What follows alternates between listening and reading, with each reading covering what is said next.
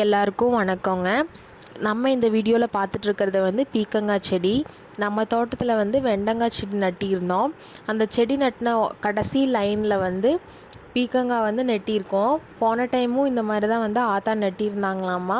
நல்லா அறுவடை இருந்துச்சு அப்படின்னு சொல்லிட்டு இந்த டைம் வெண்டங்காய் நட்டும் பொழுதும் அந்த கடைசி லைனில் மட்டும் பீக்கங்காய் நட்டினாங்க. அந்த கடைசி லைனில் மட்டும் பீக்கங்காய் நட்டுறக்கு ரீசன் என்னென்னு பார்த்திங்கன்னா, பக்கத்துலேயே வரப்பு இருக்குது. ஸோ நல்லா படர்ந்து செடி வளரும் அப்படிங்கிறக்காக தான்.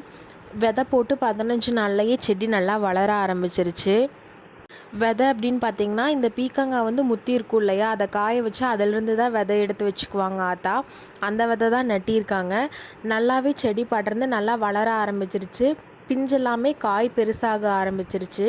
பார்க்கவே ரொம்ப எக்ஸைட்மெண்ட்டாக இருந்துச்சு எங்களுக்கு. அந்த பொலி ஃபுல்லாகவே எல்லோயிஷாக இருந்துச்சு. அதில் நடக்கவே முடியல. அந்த வரப்பு ஃபுல்லாமே செடி படர்ந்தது. எல்லா பக்கமே காய் இருந்தது. நிறையா காய் பிடிச்சிருந்துச்சு.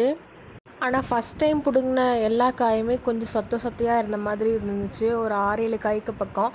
அதுக்கப்புறம் எல்லா காயுமே நல்ல காயாக தாங்க இருந்துச்சு.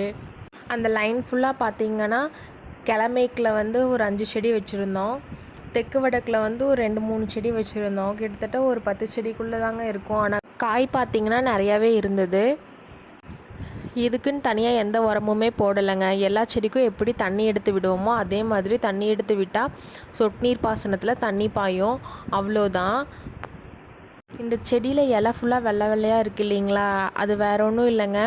ஆத்தா வந்து செடி நிறையா காய்க்குது, பார்க்குறவங்களோட கண்ணு பட்டுரும் அப்படின்னு சொல்லிட்டு சுண்ணாம்பு தண்ணியை வந்து மேலே தெளித்து விட்டுருக்காங்க. அதுதான் அது. ஆனால் இது என்ன லாஜிக்குன்னு எனக்குமே தெரிலங்க. ஆனால் ஆத்தா தெளித்து விட்டுருக்காங்க. இதில் கொடுமையான விஷயம் என்னென்னு பார்த்திங்கன்னா, எனக்கு பீக்கங்காயே பிடிக்காது. பீக்கங்காய் செடி வளர்ந்தது. வீட்டில் எல்லா நேரமும் பீக்கங்காய் தானுங்க. வாரத்தில் 3 தடவையாவது பீக்கங்காய் பண்ணிடுறாங்க. ஏதோ ஒன்று பண்ணிடுறாங்க. பொரியலோ இல்லை பருப்பு சாம்பாருக்கு சட்னி அப்படின்னு சொல்லிட்டு பல வகையாக செய்கிறாங்க. இப்போவும் நீங்கள் பார்த்துட்ருக்கிறது வந்து பீக்கங்காய் பொரியல் தான். யூஸ்வலாக எல்லா பொரியலும் எப்படி பண்ணுவோமோ அதே மாதிரி தாங்க. எண்ணெய் ஊற்றி கடுகு கடலப்பருப்பு போட்டு வெங்காயம், வரமிளகாய், கருகாப்பில் போட்டு நல்லா வணங்கினதுக்கப்புறம் பீக்கங்காயை கொட்டி கொஞ்ச நேரம் எண்ணெயில் வணக்கிட்டு அதுக்கப்புறம் தண்ணியும் உப்பும் சேர்த்து வெந்ததுக்கப்புறம் தேங்காய் பூ போட்டு இறக்குனா பொரியல் ரெடிங்க. இந்த பொரியல் எங்கள் வீட்டில் எல்லாத்துக்குமே பிடிக்கும்.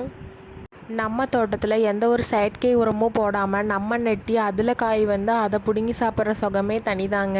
இருந்தாலும் அது நமக்கு பிடிச்ச காயாக இருந்தால் சந்தோஷம் ரொம்ப ரெட்டிப்பாக இருக்கும். இந்த பீக்கங்காயை எப்படி கொடுத்தா நான் ரொம்ப சந்தோஷமாக சாப்பிடுவேன்னு பார்த்தீங்கன்னா, பீக்கங்காயோட தோலில் ஆட்டக்கூடிய அந்த துவையல் மட்டும்தான் எனக்கு ரொம்ப பிடிக்கும். என்னடா காய் பிடிக்காதுன்னு சொல்கிறா, தோல் பிடிக்கும்னு சொல்கிறான்னு நினச்சிக்காதீங்க. அது என்னமோங்க, காயை விட எனக்கு பீக்கங்காய் துவையல் தான் பிடிக்கும். உங்கள் யாருக்கெல்லாம் பீக்கங்காய் துவையல் பிடிக்கும் அப்படின்னு கமெண்ட் பண்ணுங்கள். Have a nice day.